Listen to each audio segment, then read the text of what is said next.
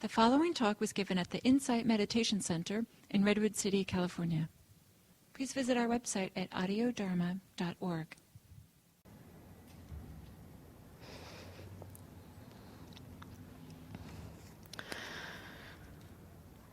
So today I wanted to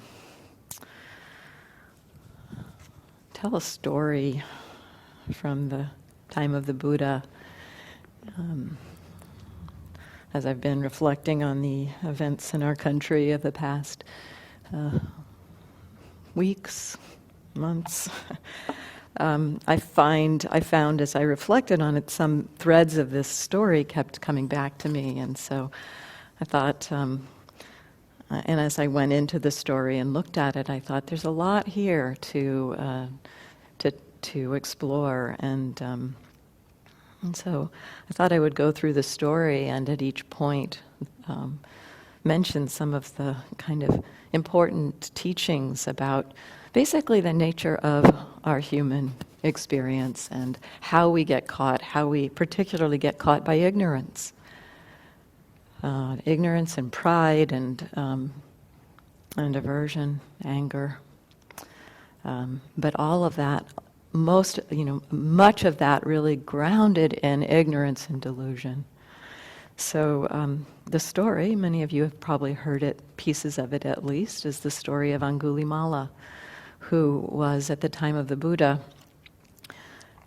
a mass murderer. He apparently murdered hundreds of people, 999 it said, before he met the Buddha, and had a transformation upon meeting the Buddha, and really radically changed his life. So the story of Angulimala, and there are aspects of this story that are kind of mythological, and certainly we don't know actually how true it is, but my sense is that there is some element of truth, and possibly there was a mass murderer at the time of the Buddha. There's a story in the Vinaya around this person. So the rules of the Buddhist lineage. Tell some stories of things that happened in the time of the Buddha around which rules for the monastics were created. And so there's a rule around this person. And so I think there's probably some measure of truth to this story, some measure of historical truth to this story. And yet stories get embellished over years. It's 2,600 years ago, so of course stories get embellished. But at the same time, I think some of the elements that get added maybe do reflect, some of them reflect kind of magical thinking. Sometimes it reflects just a kind of a recognition of, this is how human beings are. So I'd like to tell this story, and from the beginning, the entirety of the story is not in the text. There's a whole sutta in the Middle Length Discourses about this person, about this mass murderer and his meeting with the Buddha. It's Majjhima 86, I think. Let me double check that.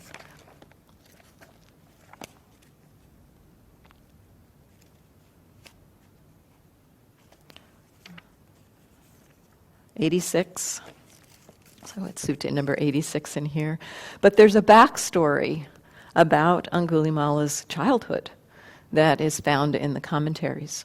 And so I'd like to start with the backstory. So apparently, Angulimala's father was a minister in the king's cabinet. And this was a king that was around at the time of the Buddha, King Pasenadi. And the minister's wife was pregnant, having a child. And the night that she gave birth, the father, the minister, cast the young boy's horoscope and found bad news in the horoscope, that he was destined to become a bad person, a robber. He was born in the robber constellation, which is what that that his horoscope said. And the same night, too, the king had bad dreams apparently, and woke up with his arms kind of sparkling, and so he was alarmed, and so he told his minister about this, and the minister told him about his son's horoscope, and they debated actually. They debated killing the boy because they were so convinced of his the evil propensity there, and they decided not to do that. They decided instead to raise him as ethically as possible, with as much love, as much care, as much harmlessness in his life as possible. And they even named him Harmless. Ahimsa was his name. They named him Harmless. And he grew up. He grew up apparently very dedicated to his parents and studious and like a model child. And he went off to, as he grew up, he was very good at his studies, and his father sent him off to the main famous university in India. And he was so studious and he was so committed to his studies that he became the favorite of his teacher. And then his fellow students got jealous. They felt like, let's see, the story goes, since young Ahimsaka came, we're nearly forgotten. We must put a stop to it and cause a break between him and the teacher. So they got jealous and they wanted to, so here is jealousy. Right? Here is a human emotion, and what it can do in our lives. So in this case, it prompted them to come up with a plan to somehow create a rift between the teacher and Ahimsaka. And their plan was to send 3 separate groups to the teacher with a similar report, kind of like it's coming from different sources, coming from different areas. This person is plotting against you. So 3 times they came towards the teacher saying, we've heard these stories, and Ahimsaka seems to be plotting against you. So this jealousy led to action to break the teacher and the student through the use of propaganda and lies. And this propaganda was carefully done, actually. This is a piece that I think points to something in our minds that's really helpful for us to be careful of. So the story goes on. The first time he heard the story, he said, "Don't tell me this nonsense. This is ridiculous. I know that's not my student." The second time, they said a similar thing. And the third time also added, "Well, if you don't trust us, you may examine yourself the evidence." So they kind of added a little bit of, we're so confident in this that we think that if you examine the evidence, you'll find out it's true. That planted a seed of doubt in the teacher's mind. And so this is something that, so this story was wholly fabricated. Ahimsaka was not plotting against the teacher. He was a model student. And yet, this kind of, so this speaks to something in our minds that's useful for us to know. So this is some of the what I'm exploring here today, some of the wisdom or the teaching about how our minds work, that it's useful to be aware of so that we can kind of recognize when we might be swayed by things.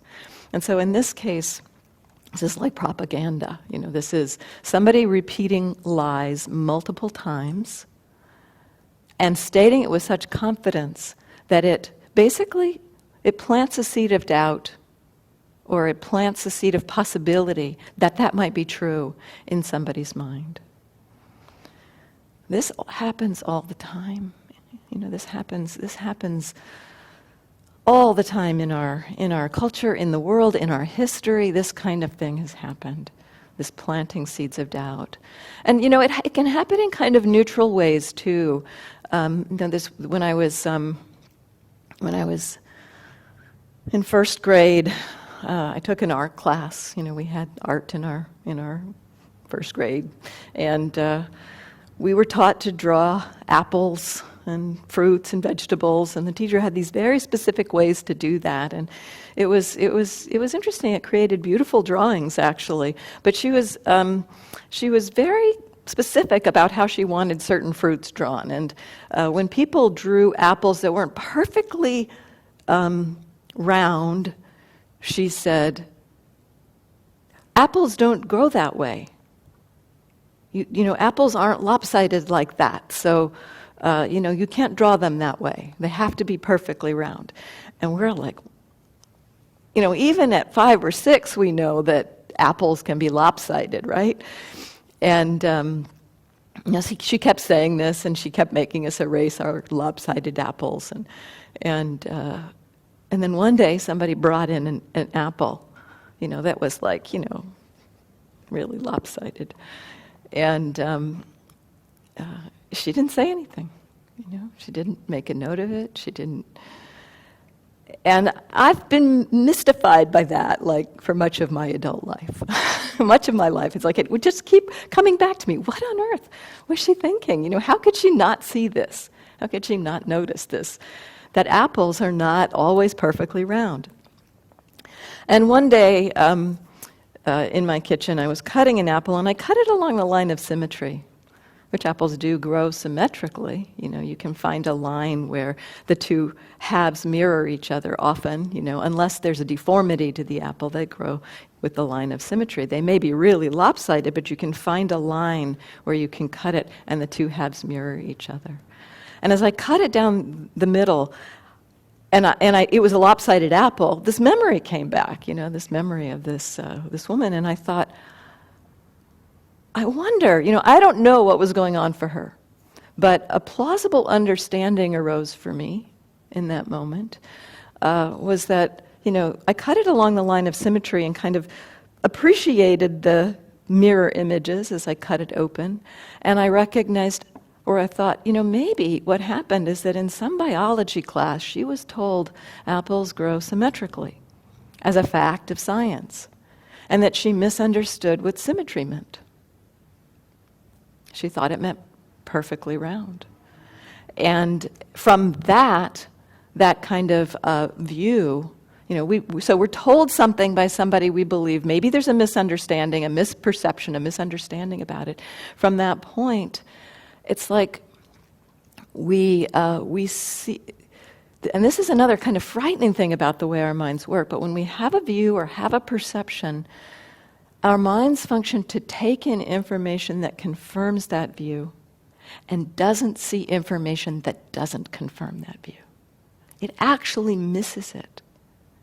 And so this is a dangerous functioning of our minds that can be supported by understanding this propensity that we have. It's useful to understand that when we have a view, and so often we have views that we have no idea are in there, this is where our meditation can help us to recognize, actually, even things like, our own self-views. I'm a failure, for instance. My self-hatred, I had a very powerful belief that I was no good, that I was a failure. And, it's like with that view, with that perspective, not seeing that it's a belief, it's like things confirm that view and just dig that groove deeper. And even times when, around the, being, hating myself, I was often miserable and even seeing times that I wasn't miserable, my mind would do something like this, it's like I would see times that I wasn't miserable, that I was actually happy, and, the mind would go, well, yeah, I'm happy now, but I know what I really am is miserable. So, that this is a way our minds work. When we don't see beliefs are operating, we selectively take in information. And so the story goes on. And the three groups of students had come to the teacher saying, this other student is plotting against you 3 times. Check it out. You should check it out for yourself.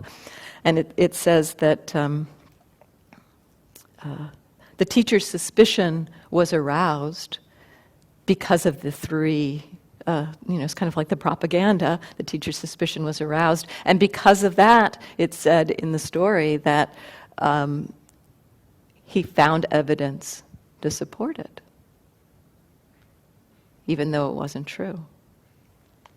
And so he decided that he either needed to kill Ahimsaka or be killed.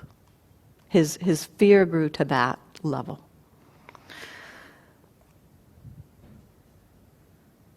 But he realized that if he killed him directly, that wouldn't look so good.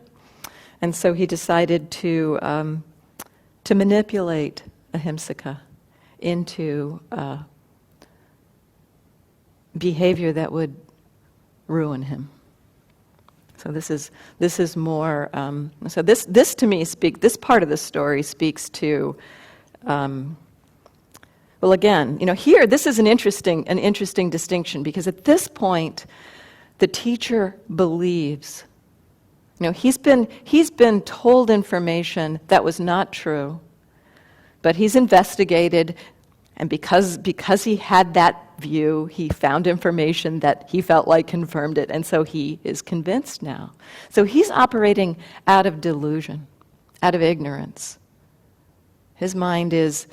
It's not so much that he's operating, thinking he's, like the students were operating directly from falsehood. They knew that they were perpetuating falsehood. At this point, the teacher thinks he's acting on truth. This gets even scarier, especially when a person of power thinks they're acting on truth. So this is a dynamic in politics, in history. This kind of thing has happened.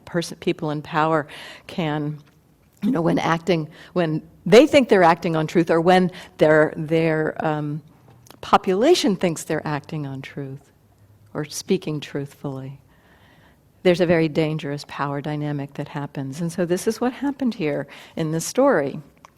So he called Ahimsaka to him, and he said that in order to complete his studies, there was one last ritual that he needed, a gift of duty, an honor to give to his teacher. And that was, in this case, that he had to bring him 1,000 fingers from human hands. And Ahimsaka said, I can't do that. My family has never been violent. We're harmless people. And the teacher just kind of dismissed him. He said, well, if you don't do it, there will be no fruit for you of your studies.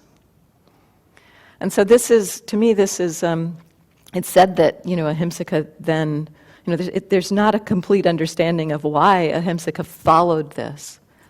There's speculation that it was because he had this proclivity from his past, the being born under this constellation of being a robber, so he had this inherent tendency towards violence anyway, and so there's all this speculation about why somebody, when faced with such an outrageous demand, would go ahead and do it. And maybe all of these speculations actually miss something that we now know through science, through actually studying, kind of the same question around Hitler. How did all of these people do this? Can this happen again? And studies that show when there's a power dynamic and somebody tells you to do something, a lot of people will do it, even if it seems to be harming somebody. There was the studies, kind of famous studies about people who were brought in and just told by a researcher. They said, you're going to be delivering shocks to this person in this other room, and no matter what happens, you just need to keep shocking them. And they could hear the person in the other room screaming and yelling, and the researcher kept saying, no, it's okay, you just need to keep doing this. And many people kept going, proving to some extent that it actually doesn't take much power for people to forego their own sense of ethics. So this, to me, is a powerful piece of the story also, that Ahimsaka in his, this is delusion. This is delusion on our part of taking up what somebody says because there's some measure of trust, right? There's some measure of trust in his teacher. He's had this teacher all of his life in the university, and has been a relationship that's developed. So there's trust there. And out of that trust, that there can be that kind of exploitation.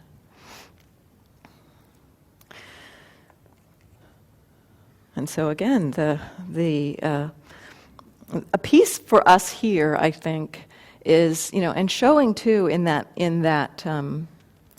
study how people were, very uncomfortable, obviously very uncomfortable with shocking people and hearing the discomfort that they were creating. They were and I think it was an actor in the other room. I don't think they were actually shocking people, but they believed they were. So, that they were very, very uncomfortable, but they kept doing it. Many people kept doing it. I don't think everybody did. At certain points, some people said, I'm stopping. I'm not going to continue. But many more people than the researchers thought did continue.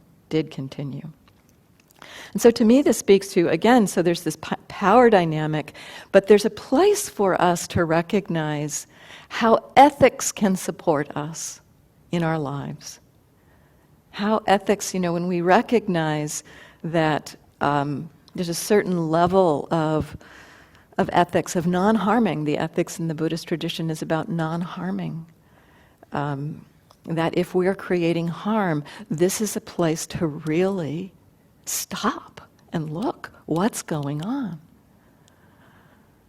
And so ethics in the Buddhist tradition is really about non-harming. We're asked to explore refraining from killing, refraining from taking life, refraining from taking what's not given, refraining from creating harm through our sexuality, refraining from false speech, and refraining from intoxicants, which in the understanding puts you in the situation where you're more likely to engage in the other four. And so, this is an exploration for us around ethics. And yet, if we are asked, in the case of the teacher, if the teacher had stopped and thought about ethics, it's like, okay, maybe there's something else needing to happen here. Okay, so I don't trust this student anymore. But to kill the student or to be killed, he basically asked Angulimala to go out and kill 1,000 people. Basically thinking he'd be killed in the process. That he would not survive that. So that point was a point of ethics, breaking ethics. The point where the students lied to create this rift between the teacher and the student and Ahimsaka.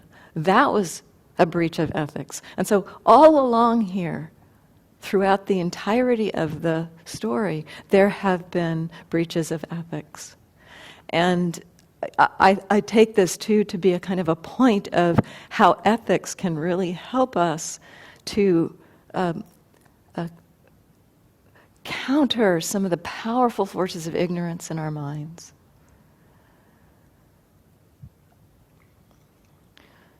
And the powerful sources of craving in our minds. So this is a big part of this early part of the story, I think, is the importance of ethics in countering ignorance and craving.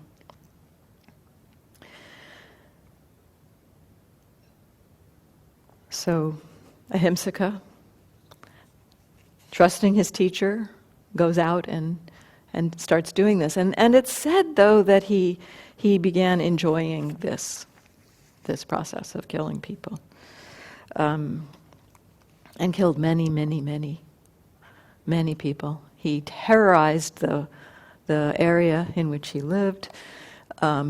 He was very strong, and so it was very difficult to overpower him.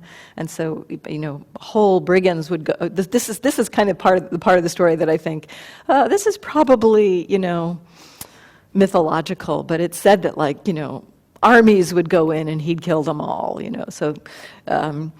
But in any case, he kind of terrorized the neighborhood, and people started avoiding going into the forest where he would kind of wait for people. He'd initially just kind of wait for solitary people to walk by and jump on them and kill them as they went by.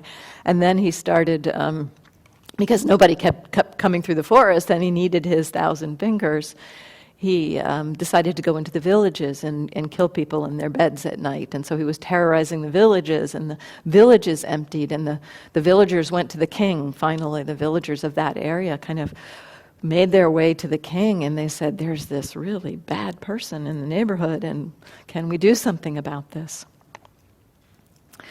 And at the same time, kind of around the same time,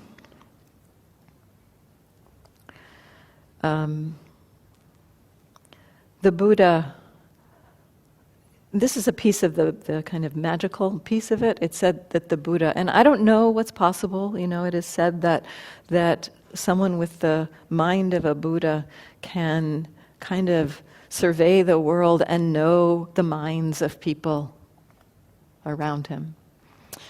And so this is what it said the Buddha was doing. He was surveying the world, and he noticed that ahimsaka was out there, and that he noticed that he'd been doing a lot of killing. So he knew, the Buddha knew about this situation in this scanning of the world. And he also recognized that ahimsaka was not beyond redemption. In fact, he had the opposite sense of, this person has gone radically wrong, but he's got the capacity to be fully liberated. He's got enough kind of momentum of goodness in him that's possible.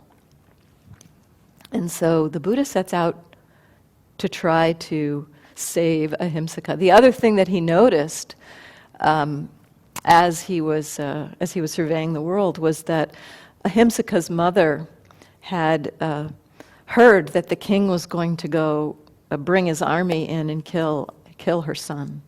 She had figured out her son hadn't come home from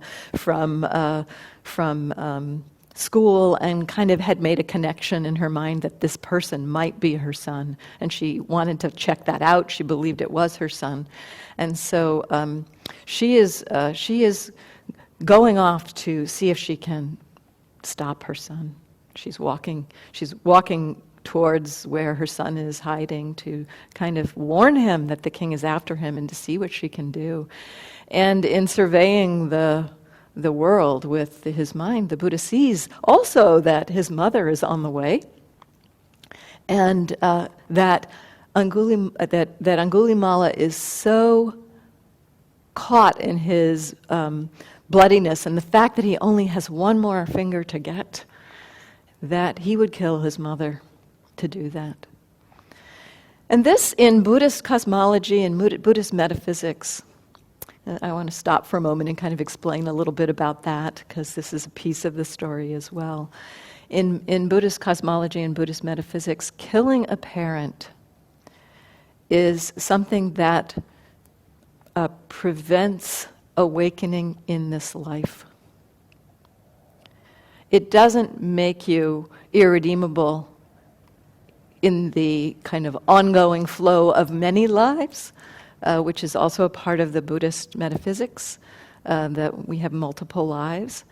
But in this very life, if Angulimala had killed his mother, the story goes he would be irredeemable in this life, and he would be destined for eons in basically hell. There's many realms Buddhist cosmology, and there are many hell realms in Buddhist cosmology, and so he would be destined for hell. That would mean hell for many, many thousands of years, and yet the possibility of being reborn at some point and redeeming oneself in many, many eons further. So in the Buddhist cosmology, nobody is ultimately beyond redemption, and yet there are things that people can do in this life that put you beyond redemption in this life. But at the same time, it's like, well, I'll get to that in a moment. And so the Buddha decides he will go and cut off his mother so that he becomes the person that Angulimala switches his focus to.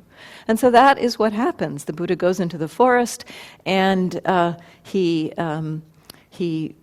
walks past the place where Angulimala is, and Angulimala says, "Oh, a monk, how easy. These people, they're so peaceful, this will be an easy finger." Again, not realizing, this piece of, killing a monastic, killing a Buddha is understood to be also irredeemable in this life.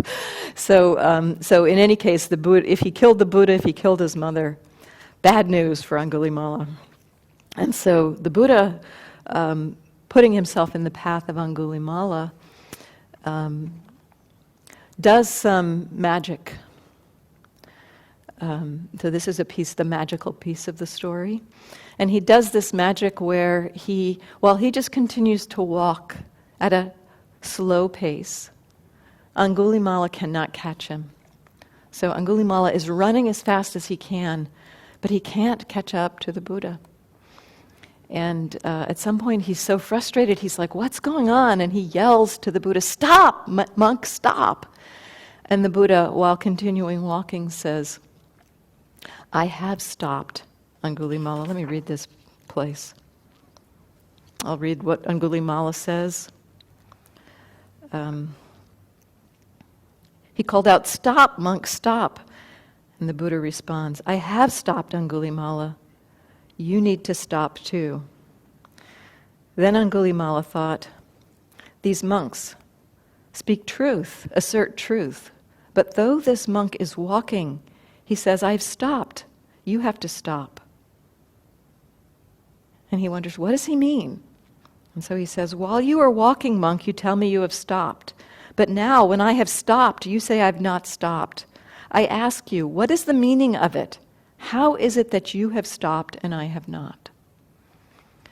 And so this is what the Buddha had hoped, that he could break into Angulimala's kind of stop his mind for a moment, so that he becomes available for the teaching.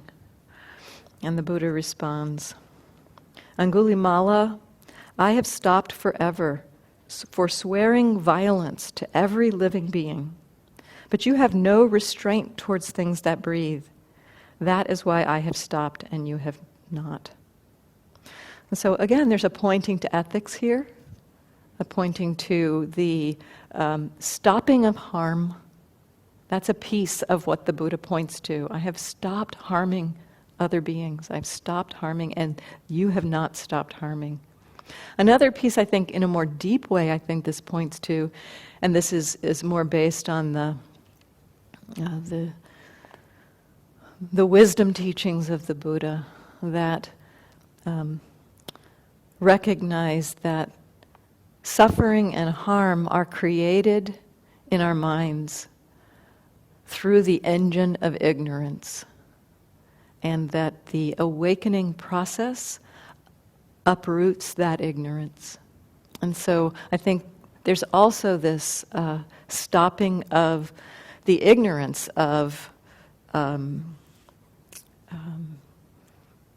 what it is that catches the mind, how the mind is swayed by perceptions and views and opinions. That whole kind of first part of the story, where views and opinions and perceptions are influencing action to create harm. part of that comes from the belief that those perceptions and views and opinions, some of it comes from the belief that they're accurate, some of it comes from the belief that maybe while they're not accurate, that acting on those is what will lead to my happiness, that that's how happiness follows, that's how I'll feel like I'm in control, that's how I will progress in the world, and beginning to recognize that whole pattern of acting out of greed, out of aversion, basically creates the conditions for more greed and aversion in our minds, creates the conditions not only for suffering in the world, but for suffering in ourselves. And that the pattern of suffering, if what we are interested in is exploring stopping suffering, and that's a point that in terms of looking at our minds, that's a point that we need to come to move forward on this path. That we need to come to this place of recognizing creating harm in this world harms myself. And harming myself harms the world, that there's this back and forth dynamic there. That kind of ignorance gets uprooted as we explore, looking at our minds and seeing how they work. We start to see these patterns happening. We start to recognize how beliefs influence our actions. And we can begin to recognize, oh, this is a belief. I'm a failure. This is a belief. It's not truth. So much of how we respond in the world is based on beliefs rather than truth. And we can begin to be curious about what is believed in our minds and how that influences us.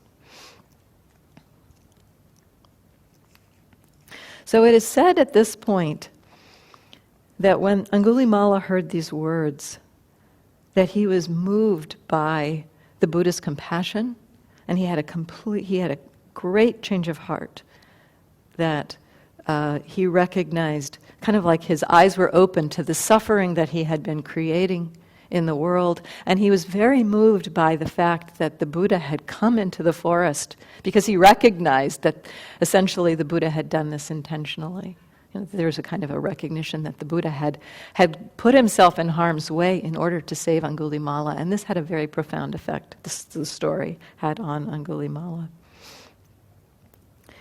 And so Angulimala decides to renounce the killing and renounce harming altogether. He resolves, in a sense, to live up to his original name, non-harming, ahimsaka. And he asked to be ordained as a monk.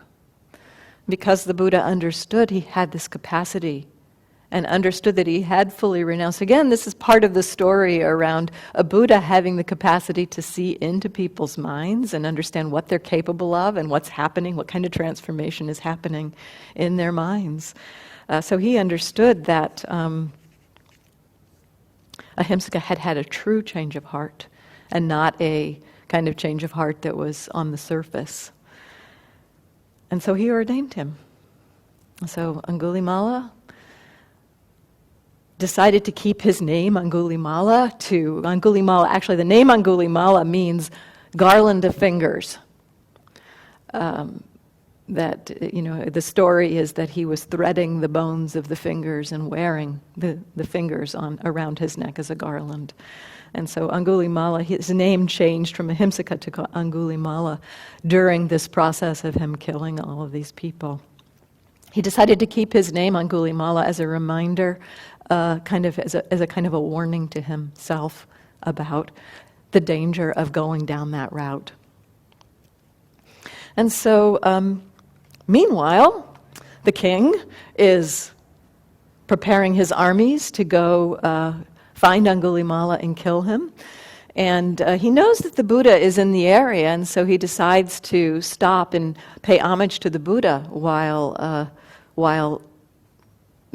he's there, before he takes his army into the forest to find and kill Angulimala. And Angulimala at this point has become the Buddha's attendant. So he's sitting there fanning the Buddha. He's shaved his head. He's in robes, and the king comes and pays homage to the Buddha. Doesn't recognize Angulimala because he's in robes. He's shaved his head, and the Buddha says, "So what are you up to? You know, you've got all these people here. Is there some, like, you know, war happening in a neighboring kingdom?" And the king says, "No, there is this murderous man, Angulimala, but I don't think I'm going to be able to track him down." And then the Buddha said to the king,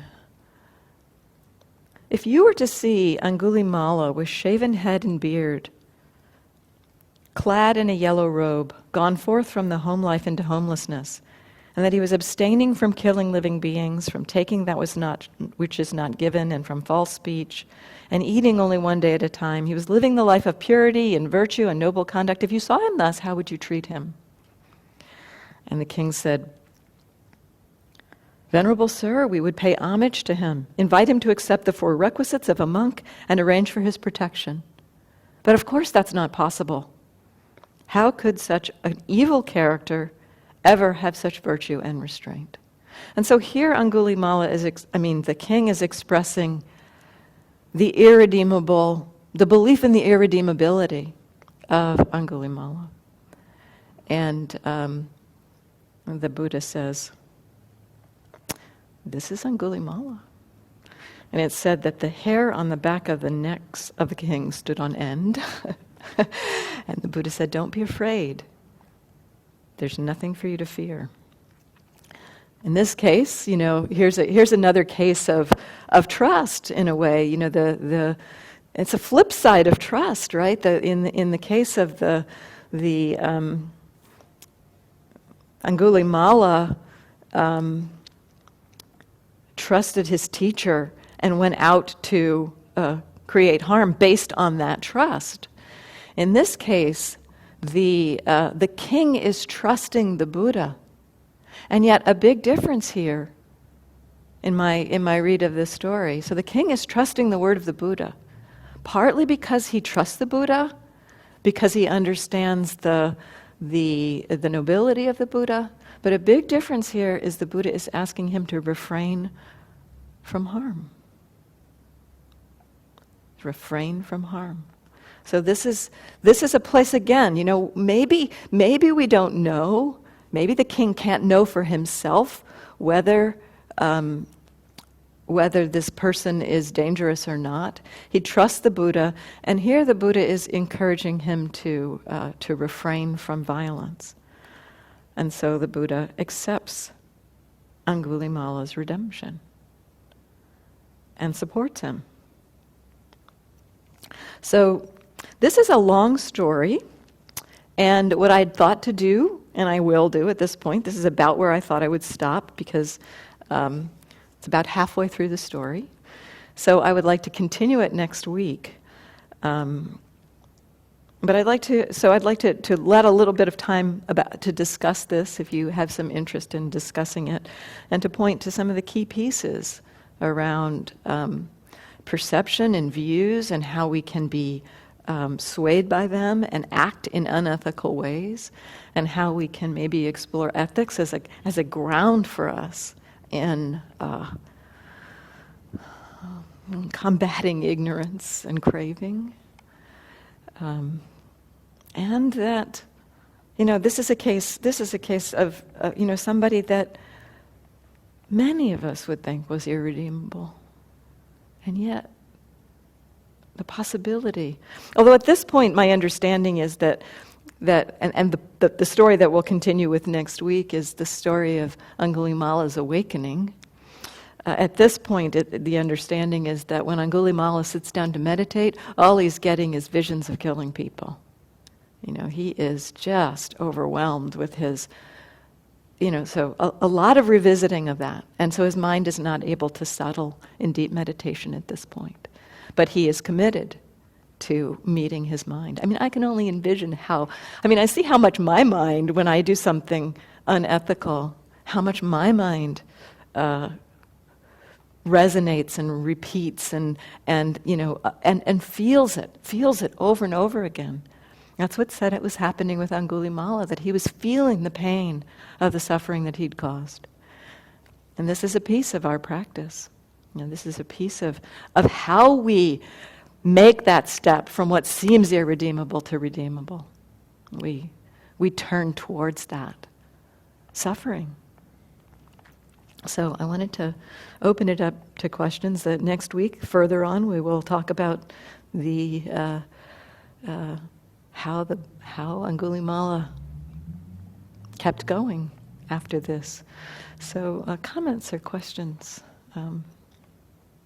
Anyone? Yeah, would you pass the mic back?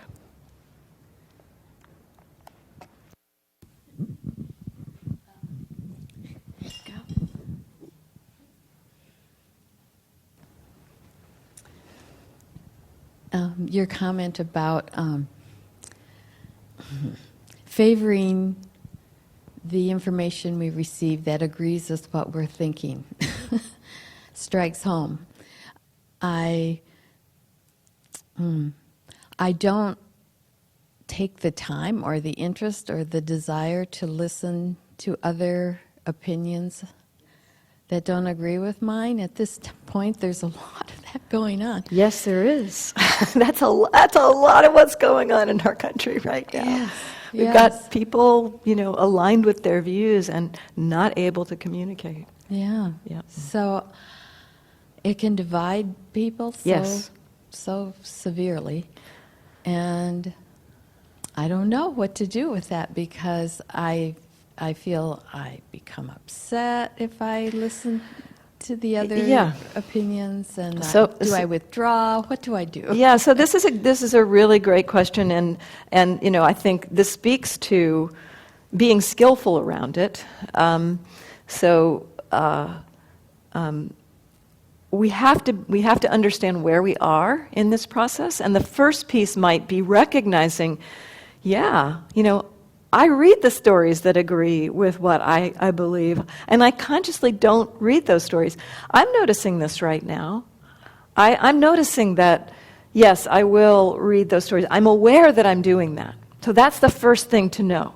I'm aware that I am consciously ignoring a whole side of the picture. So that's an important thing to know. That I think there are elements that believe basically that they know the truth and the other side is just false, and so why bother? So that's a different way of approaching it, right? It's like understanding that this pattern, partly because of the kind of emotional reaction that happens when we read things that don't agree with what we believe, that it can get sticky. And so then there are times when I do, when I feel like, okay, I'm ready. I am ready to listen to the other perspective and try to explore the reactivity. So this can happen. You may not want to do this with people in direct conversation at first, but to maybe read a different perspective. Read a few sentences, stop. Do this as a mindfulness practice. Read a few sentences, stop, take in. Ooh, wow, ooh, I got charged with that. Okay, feel that. Then see, feel into that charge. See if you can get below the reactivity of it into something a little more meaningful. Perhaps that reactivity is often based in fear or confusion. It can be based in recognizing wanting people to be safe and happy, and the fear that that's not possible. And so you might begin to find threads in there that are a little bit deeper than the immediate reactivity. And so just using it as a practice. First of all, recognizing, yes, this is what happens in my mind. You know, it happens to all of us. It's very natural for it to happen. It's almost the way our system is designed somehow. And yet it's like recognizing that the world is round, you know, that's not going to be, you know, it's like that whole recognition of the earth being round, you know, is something that goes counter to our direct perception. And so, you know, everywhere we look makes us think the earth is flat. And yet we've had enough understanding, and we see the world from space, we can see that it's round, and so we can begin to counter that direct perception with that understanding. And so there's not too many people out there that still believe the earth is flat, although I just heard recently there is still a flat earth society out there. There are people who still believe the earth is flat. You know, it's like they can't go beyond that direct perception to a deeper wisdom. And so knowing that this is a propensity of our minds, we can kind of counter it with recognizing, yes, I tend to just gravitate to things that confirm what I believe. And maybe I can every now and then step into that other side and recognize first of all, how do I respond? And then maybe get to the place where I might be able to have a conversation.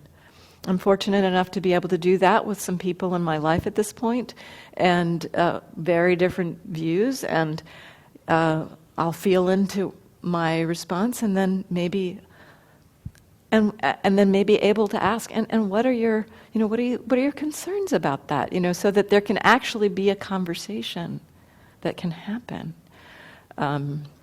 So it's a challenge, but we need to know that capacity, that propensity for ignorance is there. That propensity for that pattern to happen is there. And you're seeing it, so that's great. And then, you know, maybe taking some baby steps. But not taking so many steps in that direction that you end up like lost in the swamp of the reactivity. That's it's like we need to kind of touch in to the point where we feel the reactivity start to rise, then maybe take a step back, feel into that so that it's done as a mindfulness practice. And then we develop the capacity to meet those reactions and can hang out a little bit longer with the information and the perspective without, you know, flaring and without losing mindfulness. So it's like neither just blowing up or just sinking into that reactivity. So use it as a practice. Yeah. Thank you. And we need to stop, so more next week. Thank you.